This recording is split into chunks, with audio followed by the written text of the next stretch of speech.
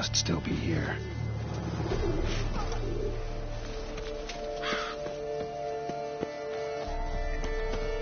In the cellar, it's gotta be.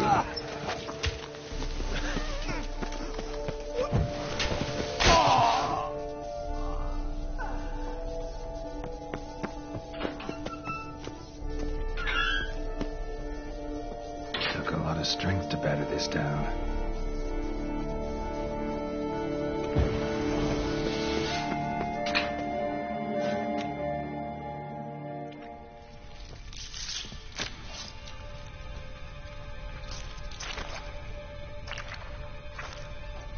You.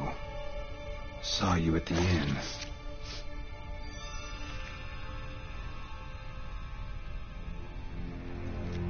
Why'd you kill these people? Clearly wasn't for their blood.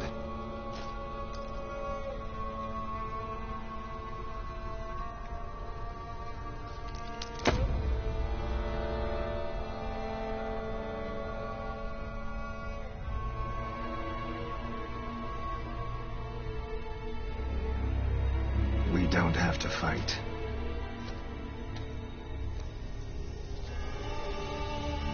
You are wrong.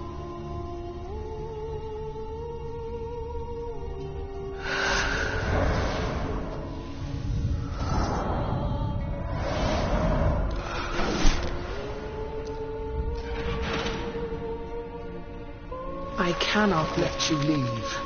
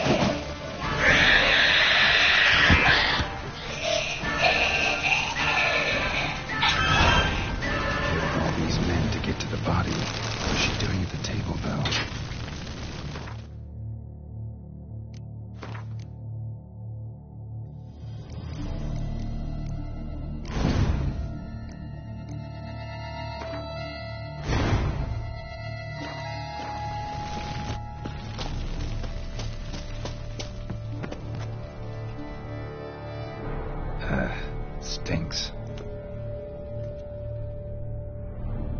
Waterlogged. Both hands amputated. Body was quartered just as I thought.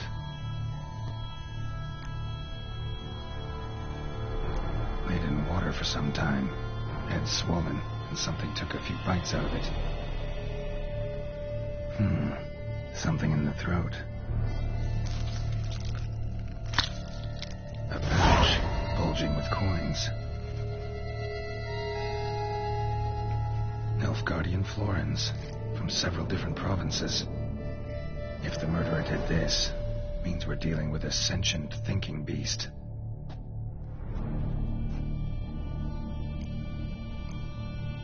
Body was chopped up after death.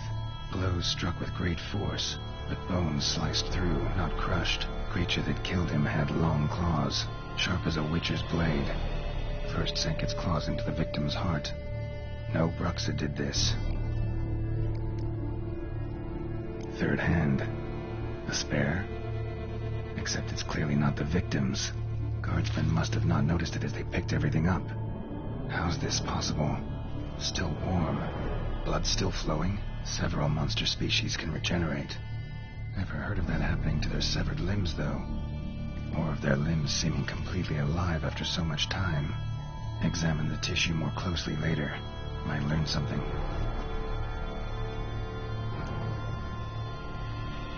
So, murderer was clearly a monster, but not a Bruxa. But then why'd the Bruxa come here for the severed hand? And who does the hand belong to? Why the hell's it still warm? Now, pouch shoved down the victim's throat. What's the significance? And why was he chopped up into pieces? Lots of questions, no answers so far. Need to know about the other victims. I'll ask Palmerin to get me in to see the Duchess.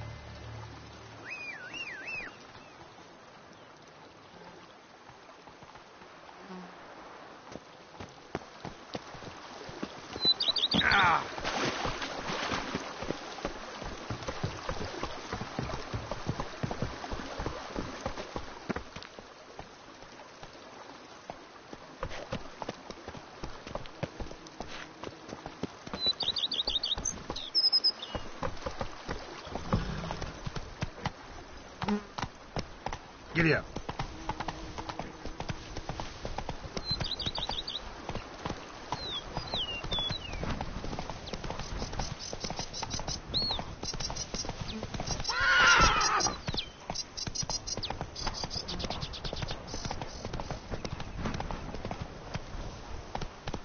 Come on.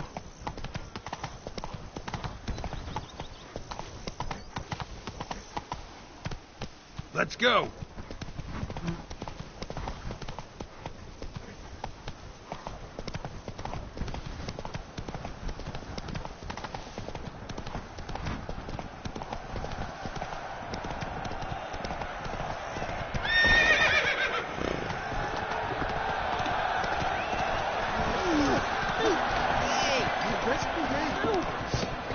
Come on now. I believe I've made my decision. I shall not grant you this. It's out of the question. I'm my own master with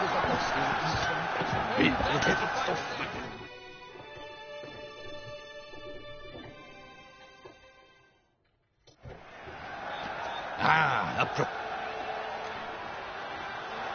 What have you got there?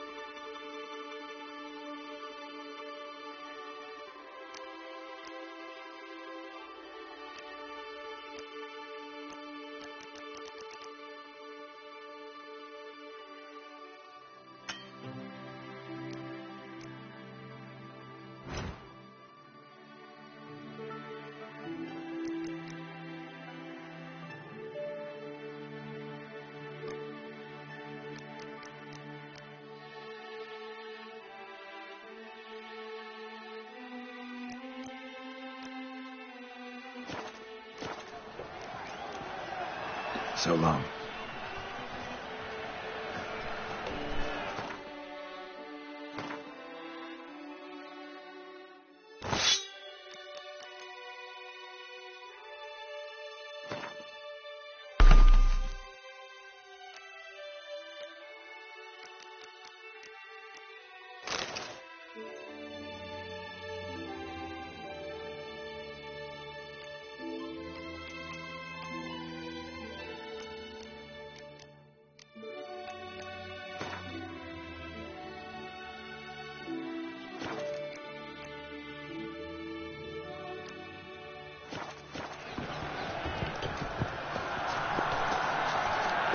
Listen, Arthur!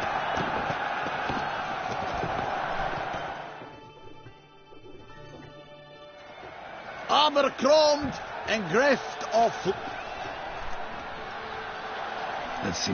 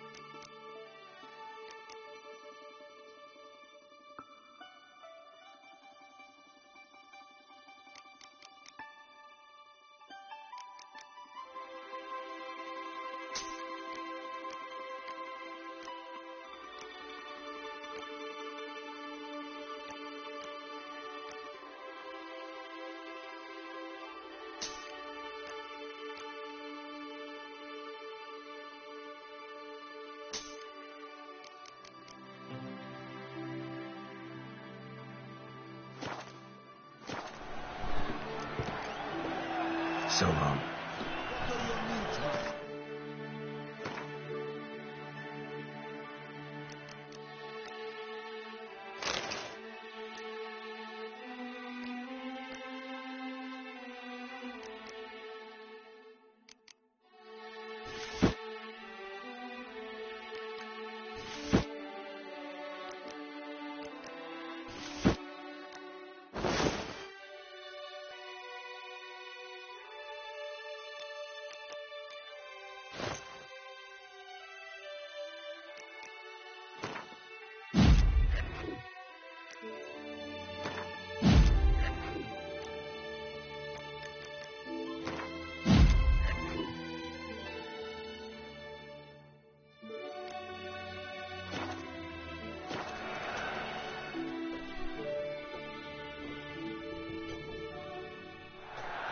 Up! Let's see what you got.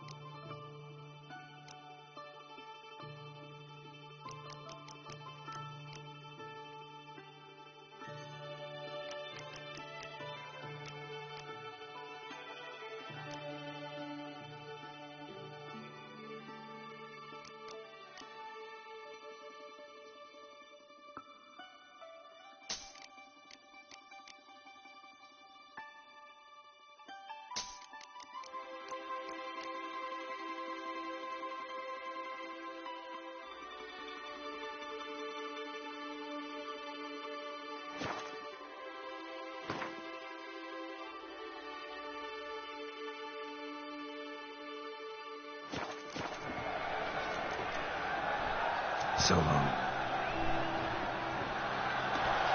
Here, must over here.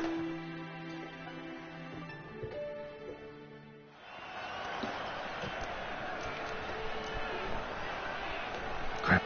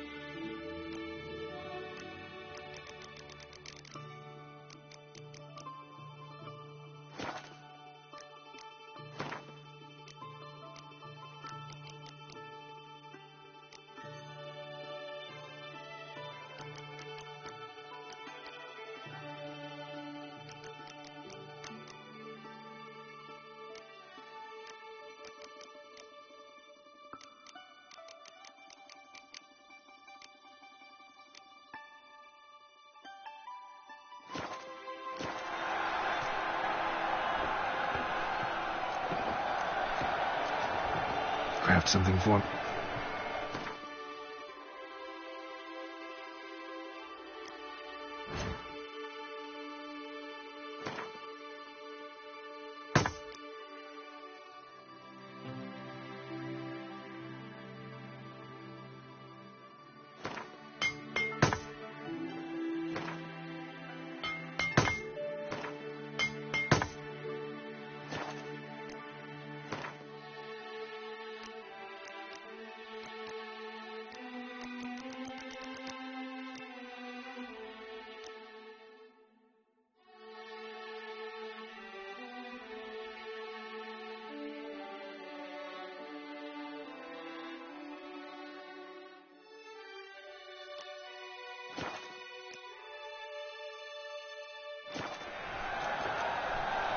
So long.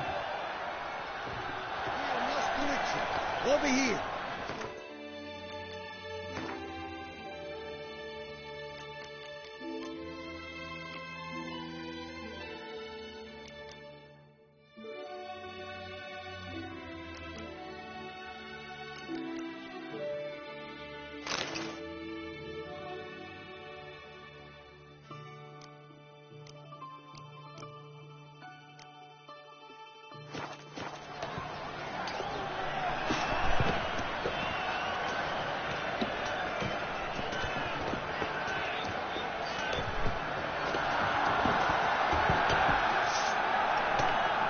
Giant heads toward the roar so hot, so cold.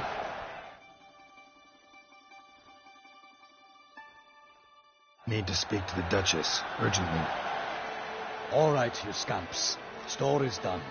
Go find your parents. But the Pomerine, what about the story of Riddick and the dragon?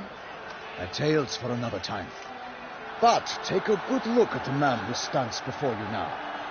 This is Geralt of Rivia, the master witcher who lent his valiant hand to the defeat of the giant Goliath. Master Witcher, is it true virtue always trumps villainy? Yeah. Virtue always wins. But the Black Knight, he's the villain and he wins. The cutter of Casteldacia, too. Moral victory. That's what counts. Rubbish. Now, that will do for questions. Go find your parents. Her Enlightened Highness has doubtless arrived at the tourney grounds to watch the battle in the arena. If we hurry, we'll be in time to speak with her before the spectacle begins. Lead the way.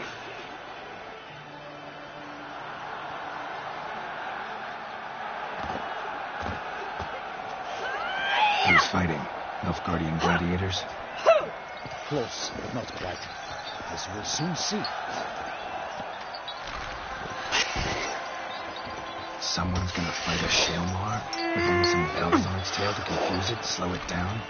Whatever is the problem? The beast is a gift from the Emperor, no less.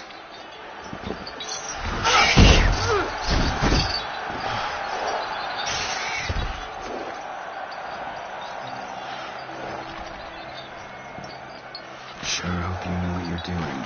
Master beast tamers from Nilfgaard's arenas will ensure the Shalmar is his. That report delights the crowd. Shalmars are damned dangerous, even young ones. Need to be careful.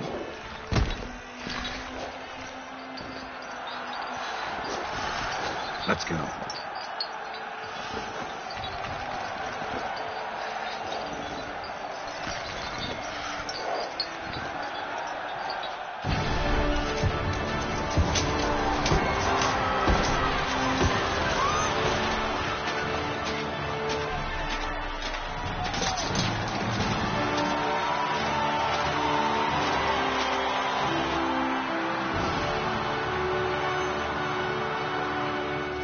I dedicate my imminent victory to fair Lady Vivian.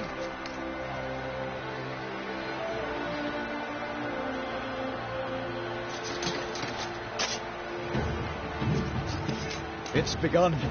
The fight shall have to end first. We must wait.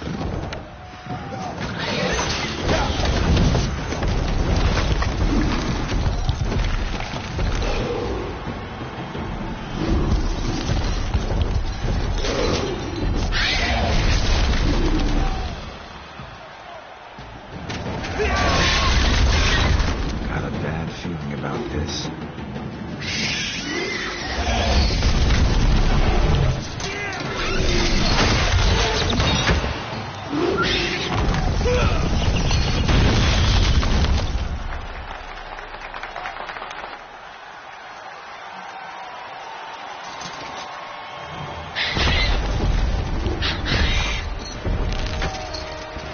Damn it.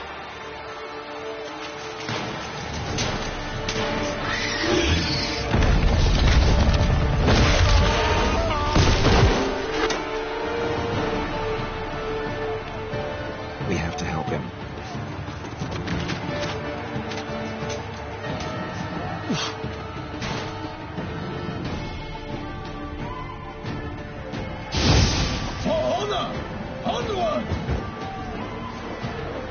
Gotta keep it down. Here's us. Alas, for Nike!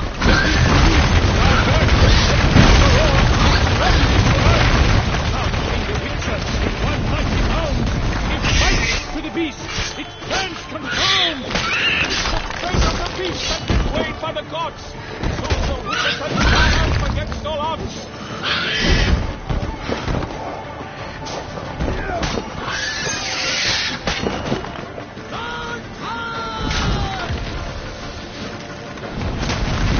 The wits are waiting for the time now! The 12th dust is spun! The monster that is moved!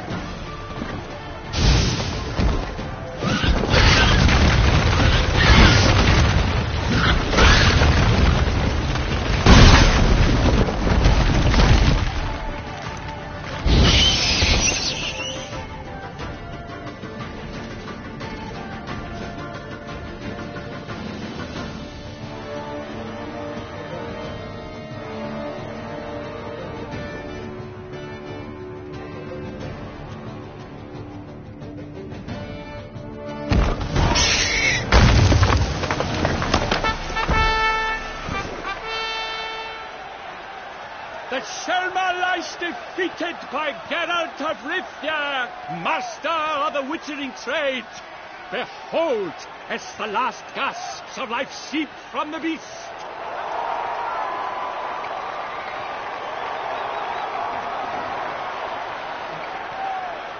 Master Geralt, do what you must. Finish the deed!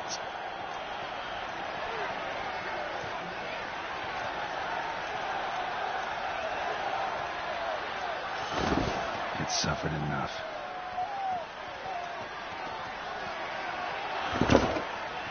The monster lies slain! The fight is done! Praised be the victors!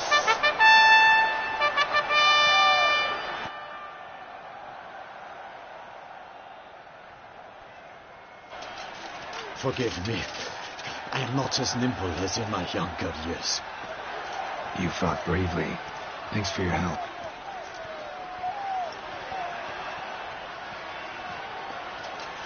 Guillaume. The lad came damned close to dying. I'm fine. Not hurt at all. Vivian? Smile as befits a hero and keep silent. Speech clearly pains you. She approaches.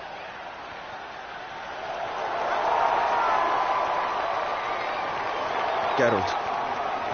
We must talk. Vivian. You shall talk later, in the medic's tent. Geralt, magnificent, breathtaking. Your Grace. We knew that to summon you was a brilliant idea. We are delighted, ravished to have struck upon it. And I'm truly honored. See to our young hero. Hop, hop. For we must make off with Geralt. We should talk. We had been long awaiting your arrival. Had nearly lost hope. Then suddenly, that entrance, so spectacular.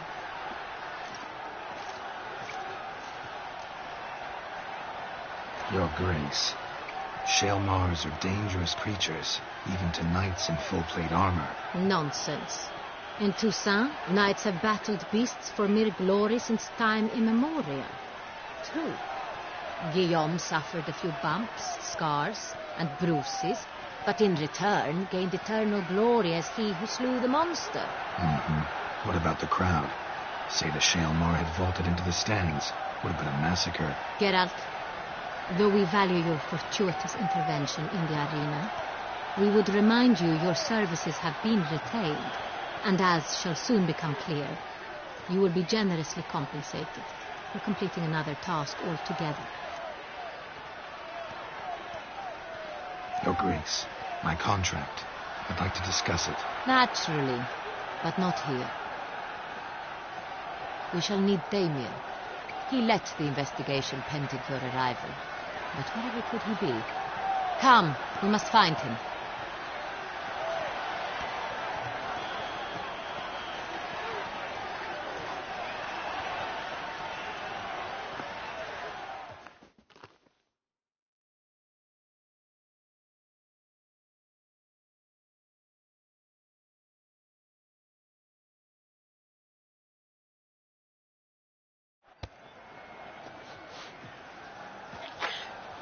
Tell us, have you come alone? Or did Viscount Julian accompany you? Wish to see Dandelion, Your Grace? Yes. I mean, no. Yes. But solely to tell him we regret. Yes, deeply regret rescinding the death sentence we so justly handed down upon him. If we could turn back time, we would make certain he sat in a tower till he rotted. No, we would ensure he was broken on the wheel, then drawn, hanged, and quartered.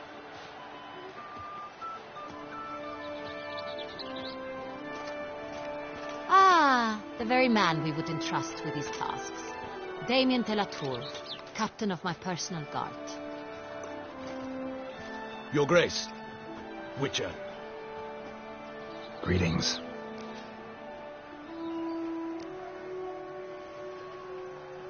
Sorry to have to tell you, but the guardsman handling the last victim's body... I know already. The creature in the cellar of Corvo Bianco. Was it the beast? No. A Bruxa, a kind of vampire. Not the beast, but tied to it in some way. You know this how? Through careful analysis of the evidence, both on the riverbank and at Corvo Bianco. Do you mean to insinuate the investigation thus far has been sloppy? Geralt insinuates nothing of the sort. We must listen to him attentively. I examined the body of the beast's last victim. Might have found something. Need to analyze it. A quiet place, that's what I could use most right now. And maybe the help of an alchemist or a mage.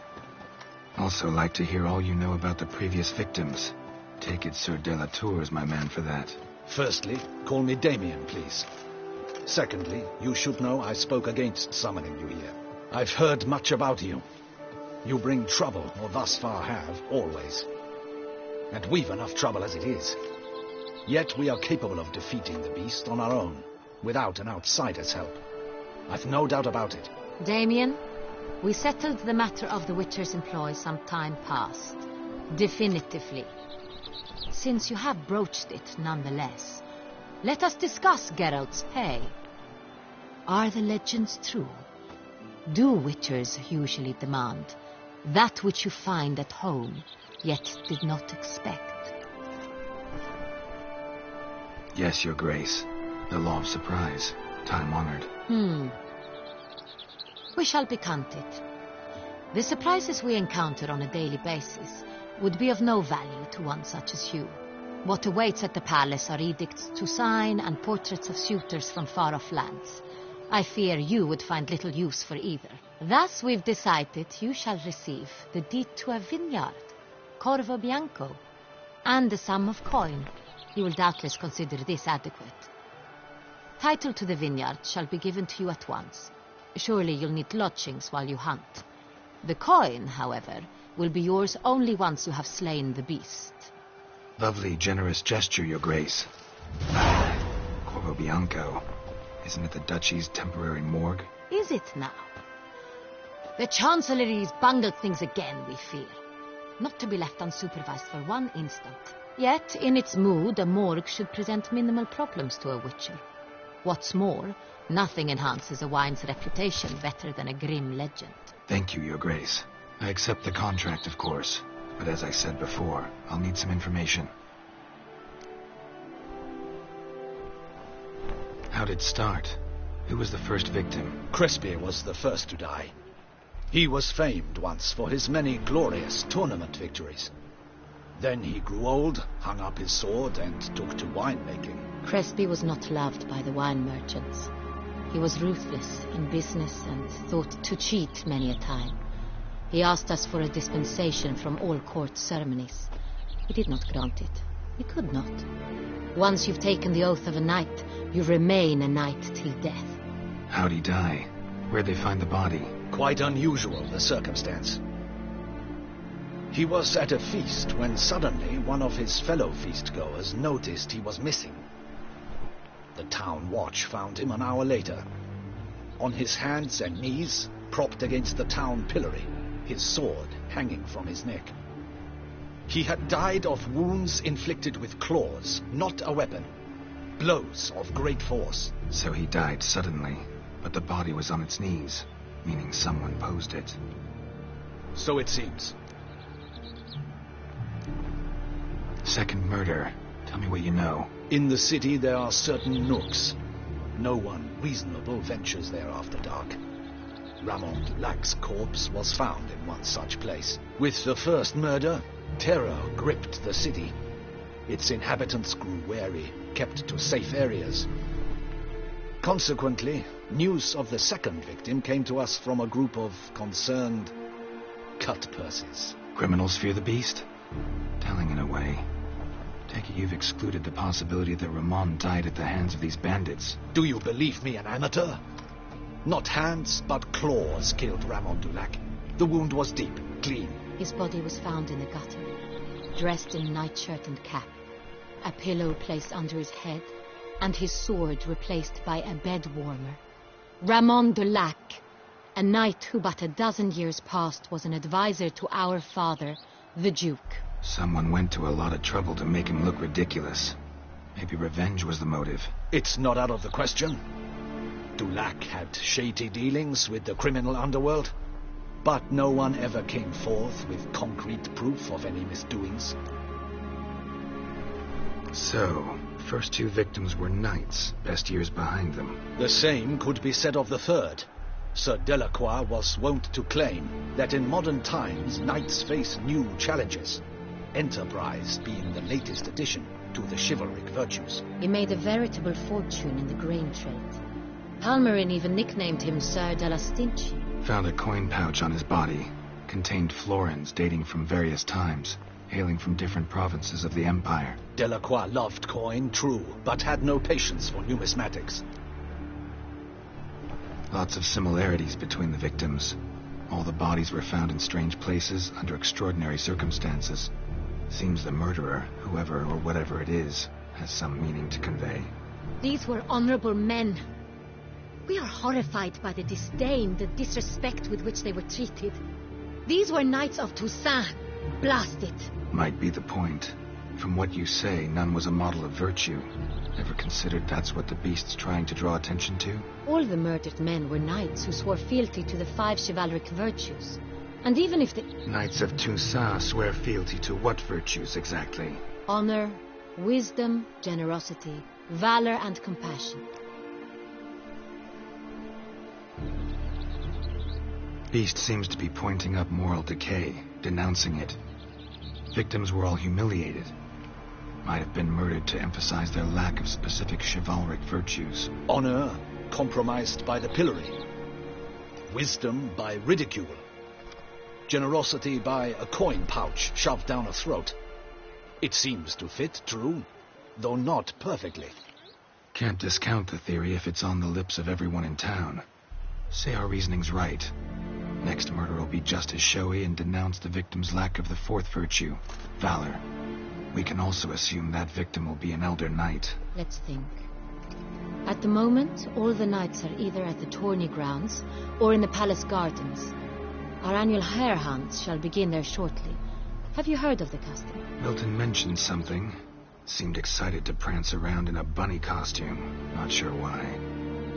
Hang on. Strange circumstances. A knight advanced in years. The famed cowardice of rabbits. Could it be that simple? Is Milton de Peyrac-Peyren the next victim? Milton also knew Delacroix. Told me so down by the river. Damien! To miss something so obvious. De Peyrac-Peyren, Crespi, Delacroix, and Delac formed a knightly team. It was years ago, but...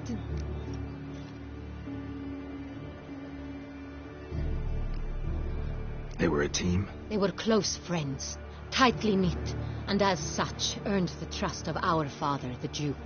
We often witnessed him turn to them with delicate matters. Later, their paths diverged. Unlikely to be a coincidence. Beast must know it too. It's a lead, I'm sure. Your Grace, we need to find Milton, immediately. Rather problematic. You see, the garden entertainments are due to start, and he's disguised as the hare, hiding somewhere, waiting for some tipsy courtiers to find him. The hare's hiding place is a carefully guarded secret. We must call off the game, at once. First and foremost, we must remain calm. Damien, order the garden searched immediately, but discreetly. By no means can we disrupt the festivities. Panic will only incite the beast to strike sooner. And you, Witcher, follow me.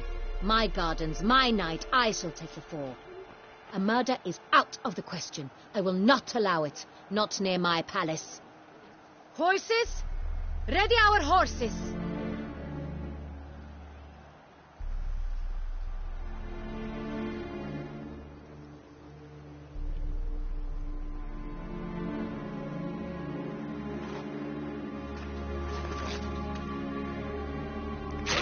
Your Grace!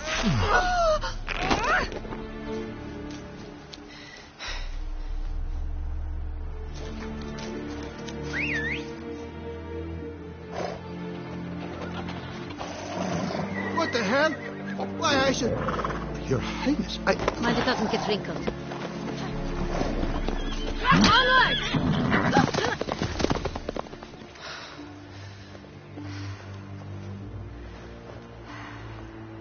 Hey! That is silk! Be careful! Give it to me!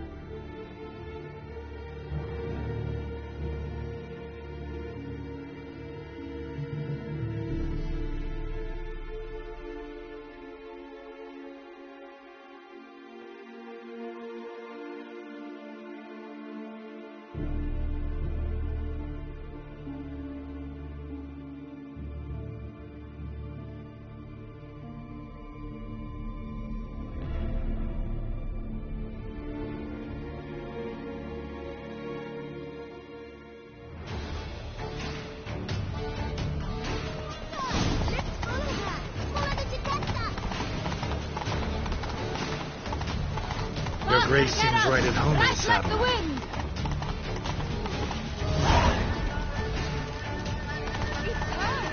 Clear the path! Clear the way, I said!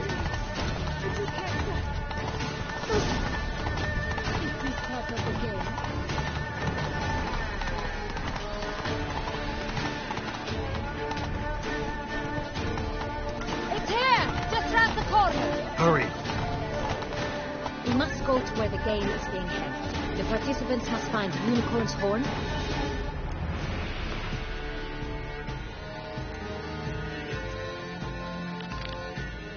Golden fish and the phoenix egg.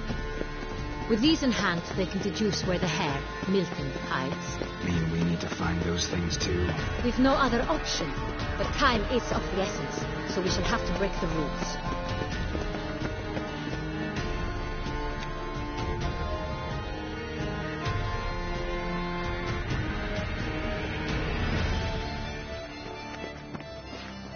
On second thought, through here.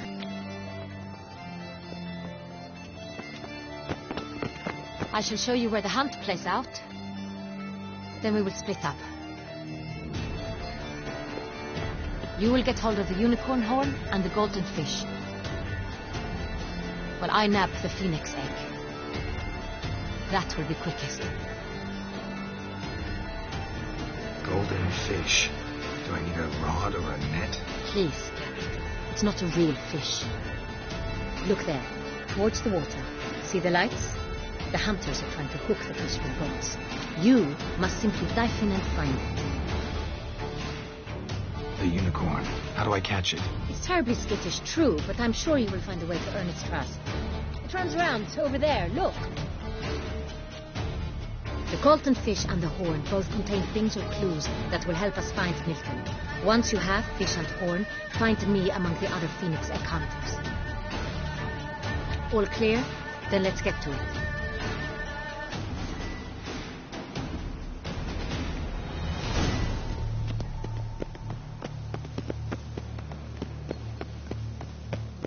Fiorano of the 1290 vintage.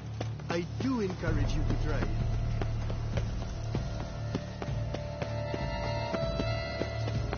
If one were to call a state courageous or coward, what other part of the state would one have in mind?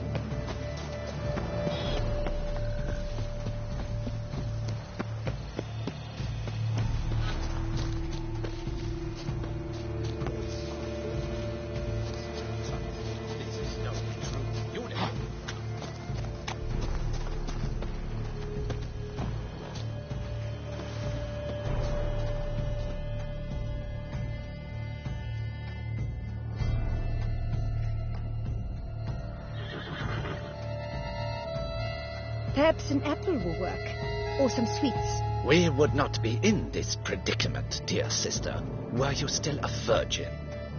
Do you really wish to have this conversation again? Here and now? Hush, or you'll spook the beast. We shall try the sweets. Hey, folks. Gonna have to ruin your fun. Sorry. Who's that?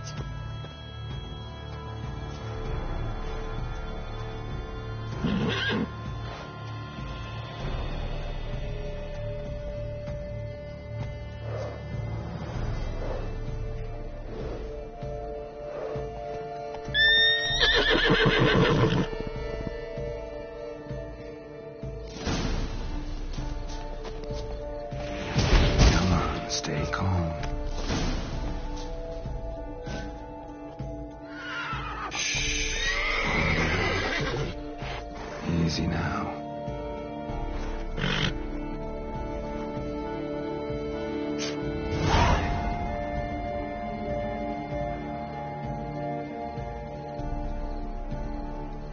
Well, that's hardly fair. Flagrant cheating is what it is. Sirs, we must teach this scamp some proper sportsmanship. Listen, he didn't break any rules. True, he won fair and square. We were unlucky, that's all. We must try to grab the next clue.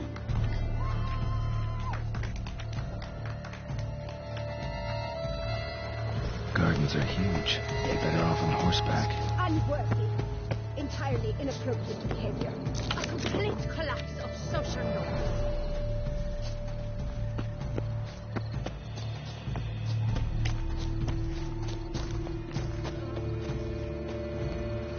Come on.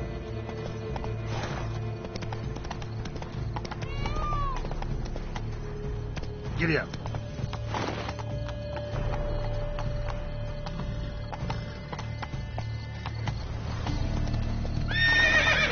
Move it. Then fish should be easy to spot once I'm under. Giddy up.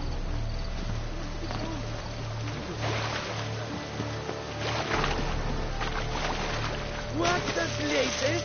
Did someone just dive in the water? Is that not counter to the rules? Who is that? Not counter.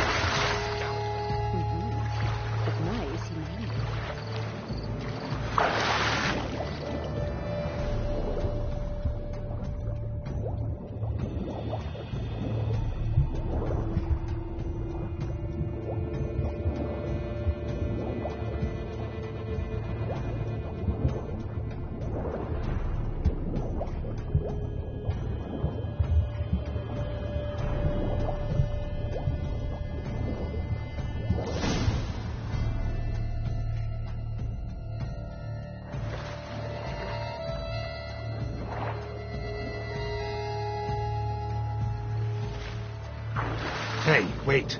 Stop. It's important.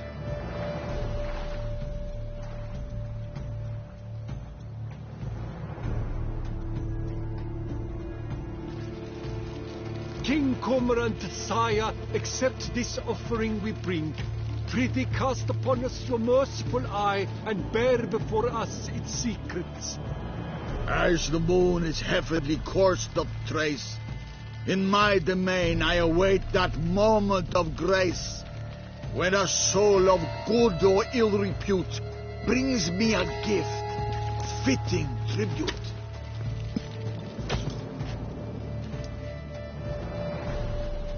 A key. Why, you bomb-botched wretch! He's ruined the game! Disgraceful.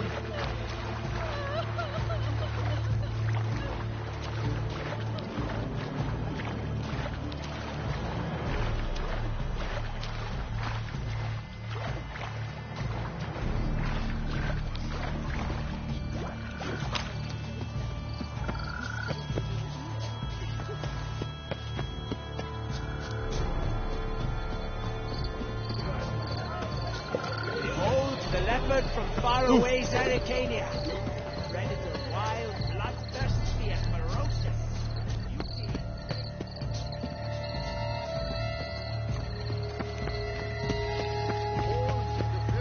Where are you skittering off to? Oh!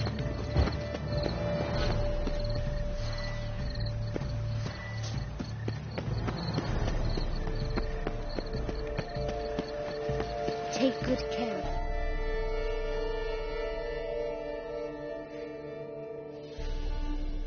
If you please, Your Grace. We do not please. We act out of the highest necessity. All shall be explained later. But it's against the rules. I am the rules.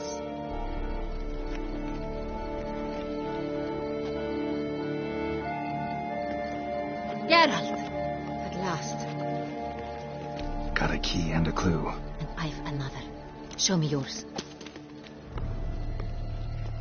Who wrote this drivel? I begin like a crone, hollowed out with ease, then end like a mouse with a head of hard cheese.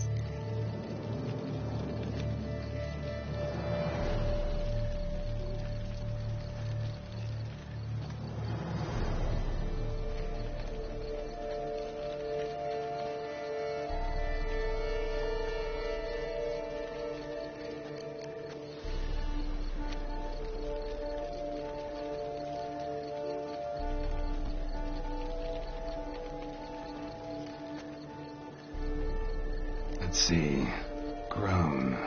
With ease gives us green, right? And mouse with the head of hard cheese. Greenhouse? You're a genius. Several greenhouses in the gardens, indeed, but only one is the key to which looks just like the one we found. Greenhouse it is then. Let's go.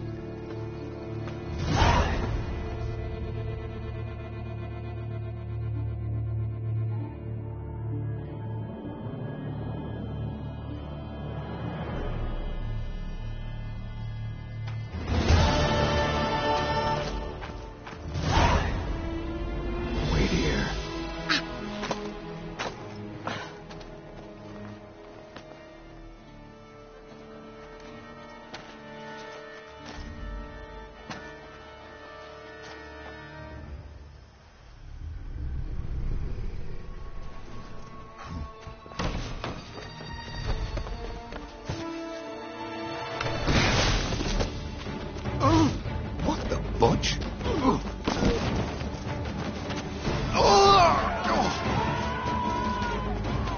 What was that?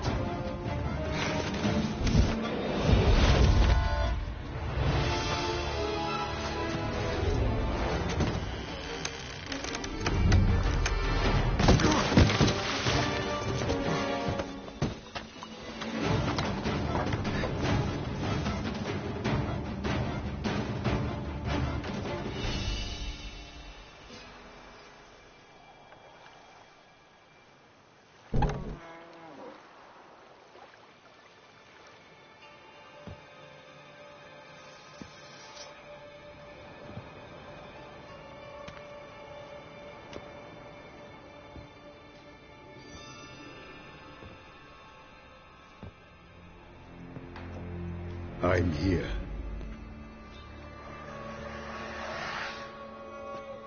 This belonged to you, maybe? It did, but you may keep it. I've a new one. I do not know you. I've done you no harm. Yet first you butchered a Bruxer who was dear to me. Now you pursue me. Why? You've killed 4 innocent people, at least. And you? How many innocents have you cut down? Not here to talk about me. Yet that is exactly what we are doing. So, did they send you after me? Who are they? What do you mean, they? Duchess hired me. You've been murdering her subjects.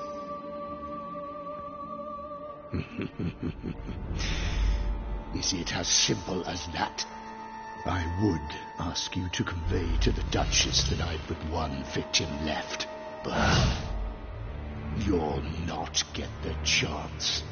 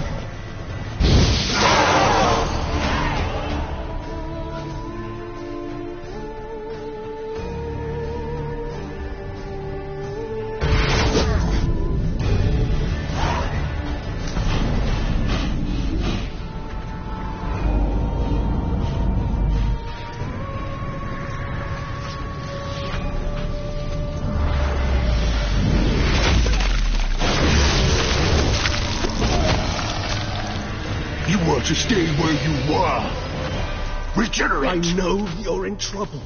I can help. I'll help myself. No, he's my friend.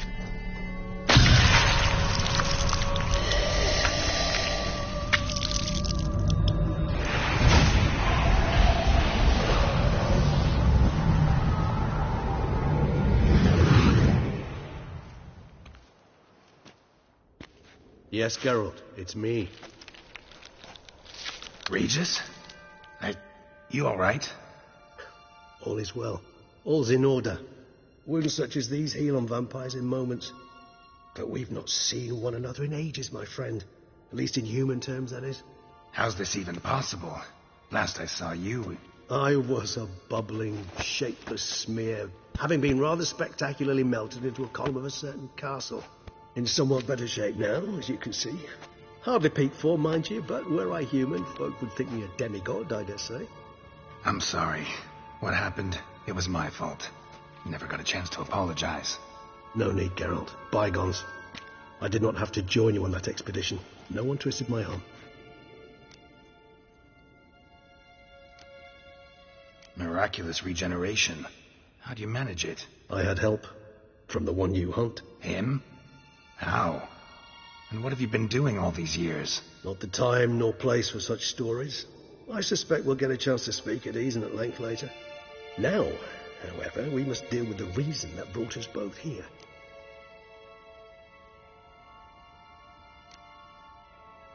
So you being here, it's no coincidence? Your powers of deduction seem to have waned not one bit. I'm happy. I came here for Dettlaff. I fear he's become entangled, landed himself in serious trouble. So that's his name. He's your friend? You might call it that. Though Dettlaff is, how would you humans put it, more bestial than I am. But not to worry. I'm working on him. Haven't exactly done a great job with that. He's killed one knight since I got here. At least 3 others before I arrived. For good reason, I'm sure. Understand, Dettlaff is not some decadent shit who kills for sport, or to assuage a dryness of throat or a dullness of mood.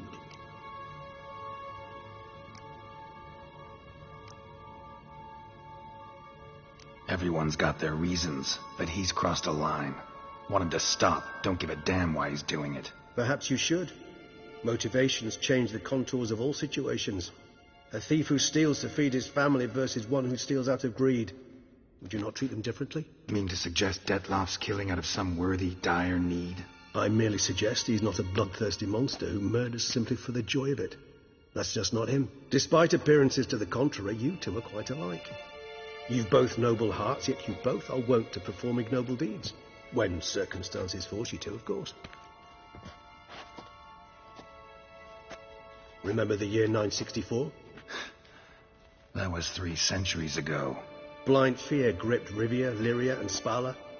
Women and children were dying. Their mutilated, dismembered corpses littered the fields. Brute of Lyria.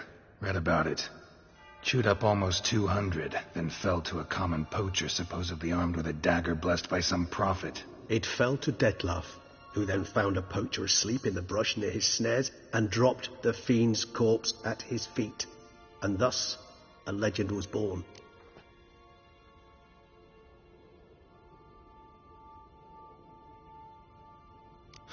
Vampires rarely help humans.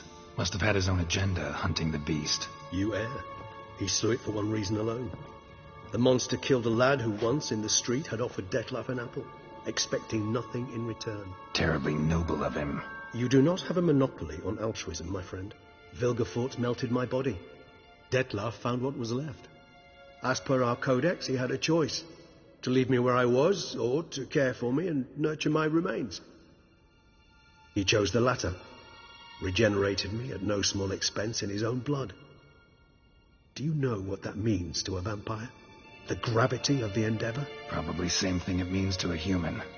You owe him your life. Much more than that. The act itself made us blood brethren. A bond so strong humans cannot even imagine. Which is why I know something ill is afoot. Always had an overdeveloped sense of empathy. Each vampire has a unique talent. One they hone over centuries.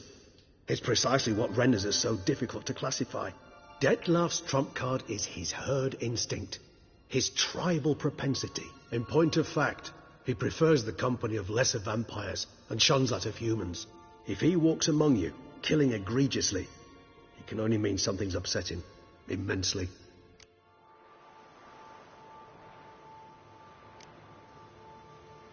Anything specific? Some set of things that'd be likely to set him off? How should I say this? Dettlaff doesn't understand men, their world, its rules, its conventions. He's naive in a sense. He doesn't comprehend your games, knows not what it means to lie, deceive. Suggesting he's maladjusted, venting his rage. I'm suggesting maladjustment can at times breed conflict. But is it the case this time? I cannot say, but intend to find out. Gotta find him, before something upsets him even more, and all Beauclair is awash with blood. Well, we share a cause then, just like the old days. Not entirely. I mean, when I find him, you know. I know you've a contract on his head. Yet your true task is to stop the beast killing, not necessarily to kill the beast, am I right? All in all, sure. Let us find him. By the time we do, I hope I'll have convinced you Dettlaff is no monster. Fine. All right already. But for now, evidence is stacking up against him. Hear that? The posse. Knights must have tracked me here. I prefer they not find me here. I've makeshift quarters at Mère Lachaise Long Cemetery. We'll meet there. See you.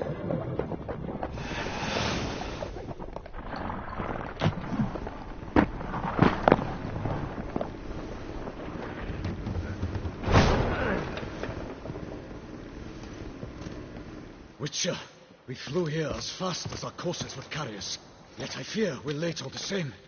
Pray, where is the beast? Still investigating. About to inspect this site. Withdraw your men before they trample all over the evidence. Sirs, we must let the Witcher do his work. Milton's murder cannot go unoffensed.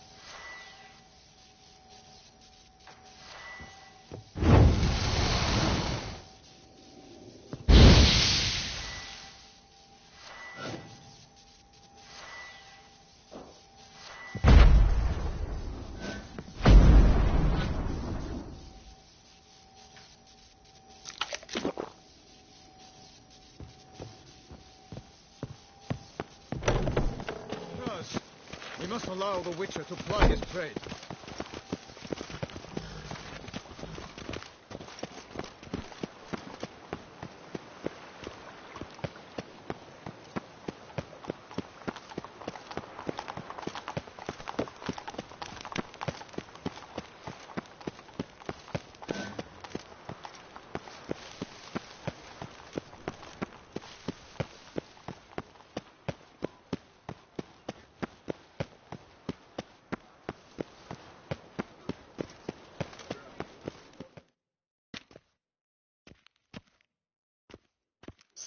Sir! A letter for you, sir!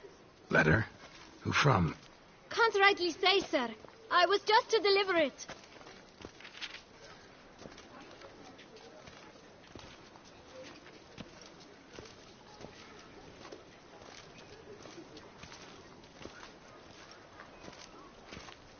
Here.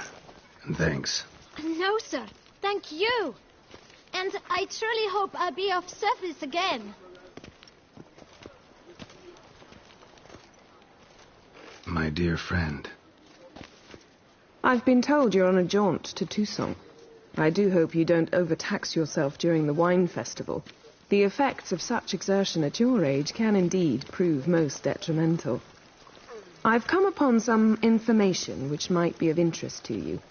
While browsing through a colleague's book collection, I found mention of one Professor Moreau of Beauclair, who conducted research into Witcher mutations. The details I've come to learn are rather vague, and his laboratory's location remains a mystery. Yet his journal should at least provide hints as to both. It is said he was laid to rest with it in his tomb. I enclose a map I found in the tome I happened upon. Though less than completely legible, I trust it will prove useful nonetheless. Should you grow tired of sampling Beauclair's ladies, wines, and other exquisite delicacies, this matter might prove a fruitful diversion. Investigate at your leisure. Your friend, Yennefer. A professor who studied Witcher mutations. Might actually be worth looking into. Banquets and wine are rather suited.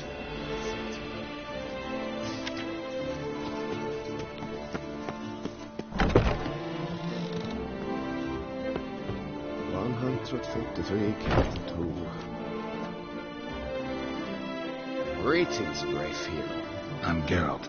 I paid. For what? Our night. Wouldn't mind a glance.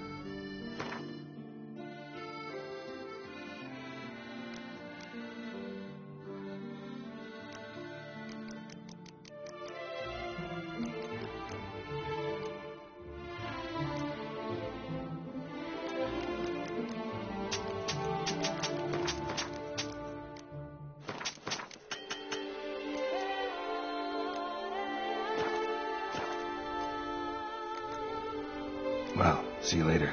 Go in peace, Sir Knight. Friedrich sticks these numbers together.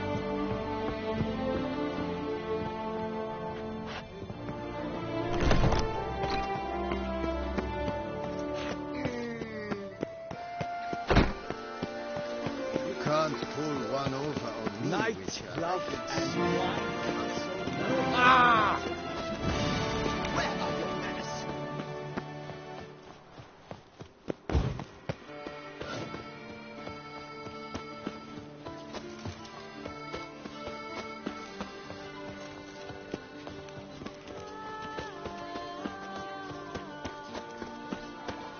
This is Beauclair, not some free-written province.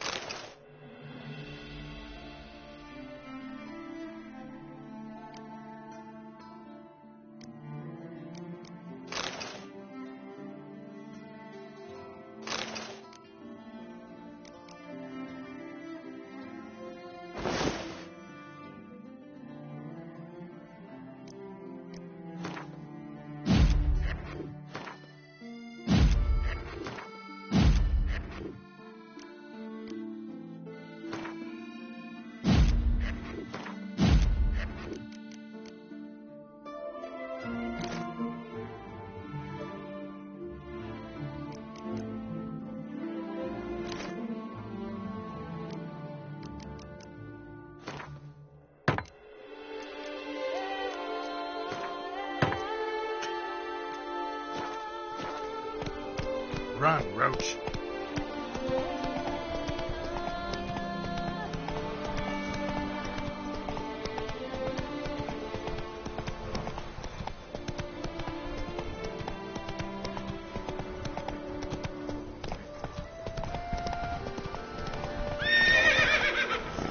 Move it.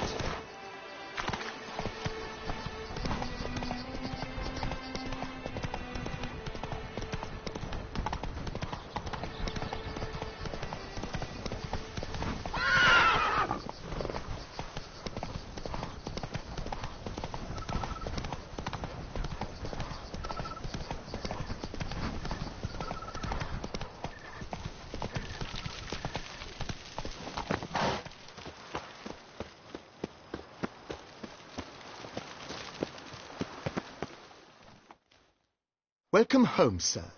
I am Barnabas Basil Fawlty. By order of the Duchess, I shall serve you as Major Domo of Corvo Bianco. I previously served with distinction at the Nibli family manor and in Nazaire with Admiral Rompali, who, as you are certain to know, is an extraordinary, demanding gentleman. Whoa, Barnabas Basil. One thing you ought to know. I'm not your typical landed gentleman. Truth be told, this is the first real property I've ever owned. Oh, in that case, you must leave it all to me. I shall organize, see to everything, and whip the house into order. I dare say this place will soon be the most prosperous vineyard around. Great. Can already see I'm in good hands. Vineyard comes across as a place with a rich history. Know who owned it before me? Baron Rossel, who went bankrupt, forcing him to sell the estate to the Duchess. The Baron, in turn, had purchased it from Monsieur Bolius of the Headsman, a truly colorful man of Ketweni origin. He was actually a headsman? No, not him, but his great... He never hesitated, not once. Never sliced unevenly, never botched a job. For his exemplary service, the Duke granted him a title and this estate. Monsieur Bolius, on the other hand, was an engineer in his younger years. Once retired, he settled here and took to producing wine. Sadly, misfortune struck, and he lost his sense first of smell, then of taste. Additionally, he could not drink alcohol. His medic forbade it. Shame that. He gave up making wine? Not at all. He made even more of it. Began throwing wild balls to which he'd invite friends from far and wide, in order to treat them to his wine and delight in the fact that at least someone could enjoy it. It's the sort of man he was, Monsieur Bolius. Mind giving me a little tour de Corvo Bianco? Not in the least. Follow me, please. I think it would be practical to begin on the hill.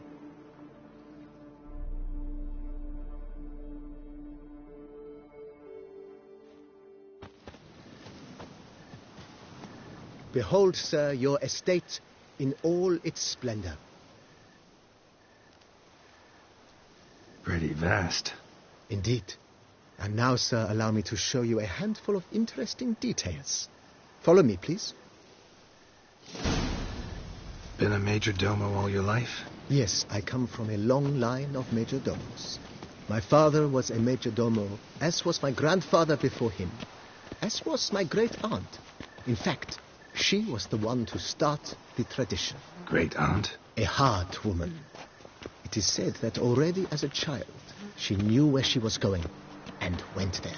When she arrived in Beauclair, she signed on as a chambermaid at one of the vineyards, then slowly worked her way up to Major Domo. She dragged the rest of the family up the same path.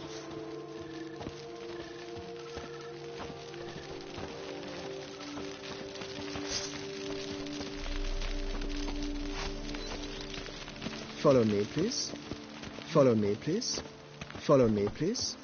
Follow me, please. The servants' quarters. I occupy the green home. With the Duchess's permission, I have hired a full staff. Their salaries to be paid from the ducal treasury. Nice of her. Not the most sightly part of the estate, I admit. But I think it's worthwhile for you as master of the domain to know where the help stays.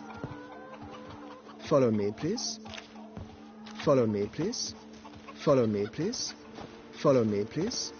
Follow me, please. Follow me, please. Baron Rossel ordered the vines in this part of the estate uprooted and olive groves planted in their place. They look beautiful, especially come spring. Don't look at all bad now, either. Follow me, please. Follow me, please. Follow me, please. Follow me. Down below lies your vineyard, where we grow a strain of Carfanere, one of the world's oldest. Aged in oak barrels, it provides for an exquisite wine with distinct blackberry, wild cherry, plum, and cinnamon notes. Marvelous. Have to try it one of these days. Follow me, please. Follow me, please. And what do you... Nice well. Picturesque. Yes, though it ran dry long ago. During the raucous feasts Master Bolius held, he would order it filled with wine. There's a tale about a guest attending a Bolius ball for the first time and thus unaware of the customs. He had suffered great heartbreak and had decided to end his life by jumping into the well. The festivities were coming to a close, and the well was nearly empty when the suicidal guest finally jumped. Instead of killing himself, he merely broke his legs. To numb the pain, he drank the wine. Drank himself to death? Not at all. When found the next day, concluded he'd witnessed twin miracles. The water had been changed into wine, and he had survived. He retired to a monastery in the Dragon Mountains and began teaching the wisdoms of Lebioda.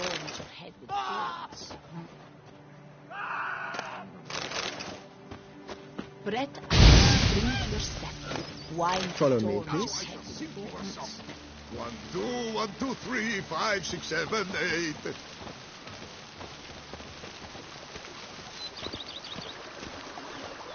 Follow me, please.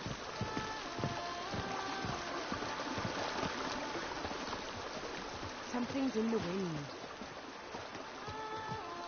Take care.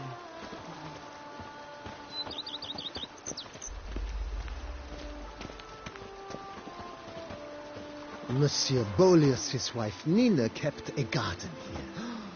A supremely lovely place it was. Bit neglected now. I agree.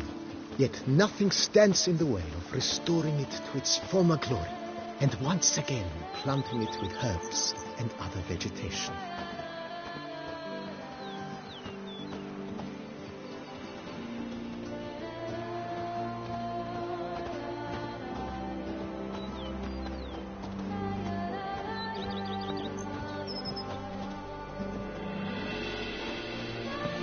Madame Nina planted diminutive, delicate flowers and herbs here.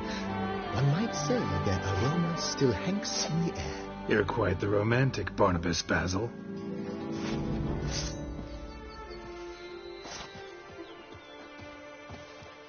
Follow me, please.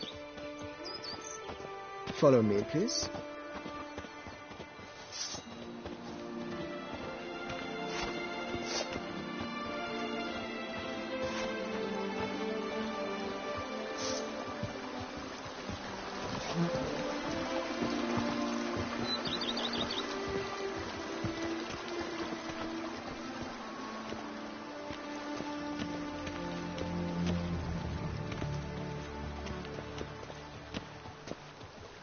This served as an additional wine cellar in years of plentiful harvests.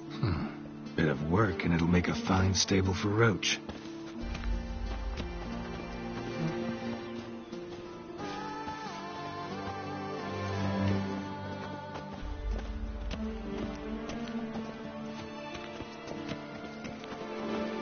The cellars, voila.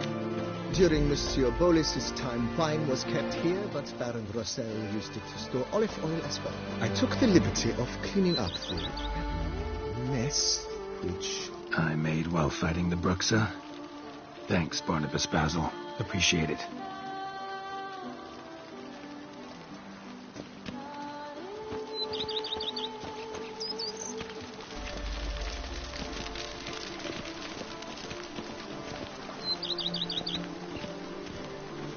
As you can see, the facade is, to put it, slightly stained. But one cannot deny it. A certain subtle southern charm. True, though it could use a bit of subtle paint. Follow me, please.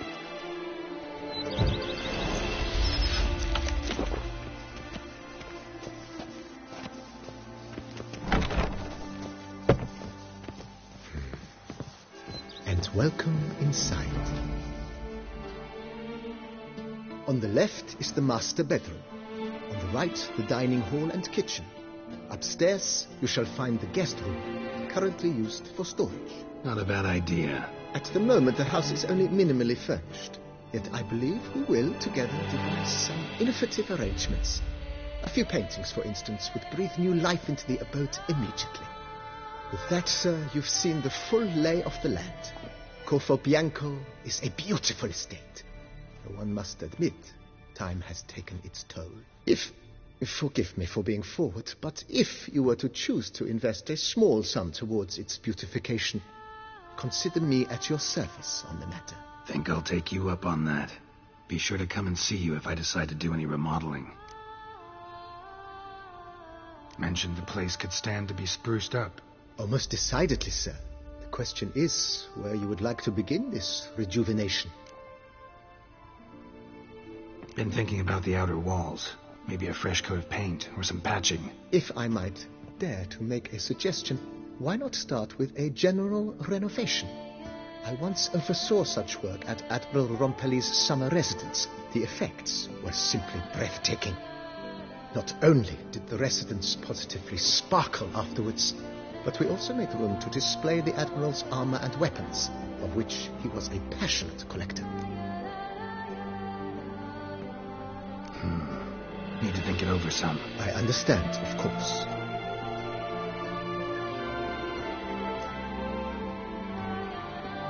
Got these spacious grounds. Oh, yes. The way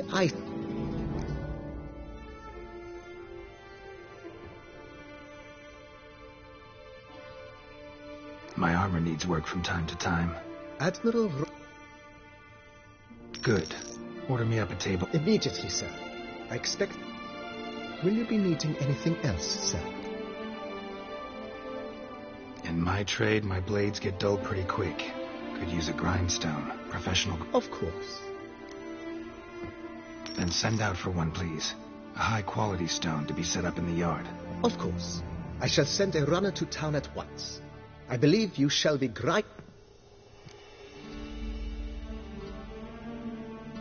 If you don't mind, I'd rather postpone talking about renovations. Need to ask you something else. Of course, sir, as you wish. What is the nature of your inquiry?